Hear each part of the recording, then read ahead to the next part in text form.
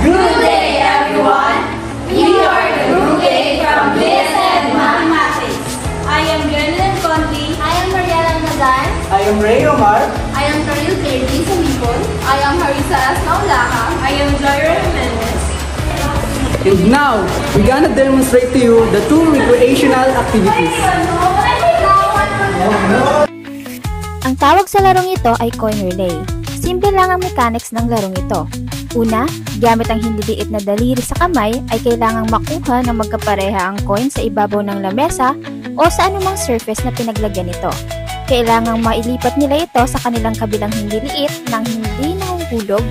At pangatlo, matapos mailipat sa kabilang hindi liit ang coin ay kailangang maipasa ito sa kasunod na magkapareha ng hindi nahuhulog. Uulitin lamang ng mga susunod na magkaparehang ginawa ng unang pares, maliban lang sa pagdampot ng coin sa ibabaw ng lamesa. Ang unang team na makapaglilipat ng lahat ng coin sa kabilang side ng lamesa ang siyang tatanghaling panalo. Sa larong ito, kakailanganin mo ng teamwork at coordination. Mahalagang dapat tandaan na kapag nahulog ang coin sa sahig ay kailangang ulitin ng players ang pagpasa mula sa starting line. Simple lang, di ba? Pwedeng gawin ang larong ito mapa-indoor man o outdoor o kahit saan. Ang tawag naman sa larong ito ay roll it till you make it. Nakakahilo bang tignan? Huwag kayong mag-alala, malalampasan niyo rin yan. Ika nga, ang buhay ay ikot-ikot lang.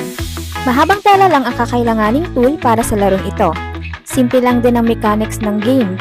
Una, mula sa unang kalahok, ipapaikot niya ang tela sa kanyang bewang na may kaunting allowance para ipasa sa kasunod na member ng team.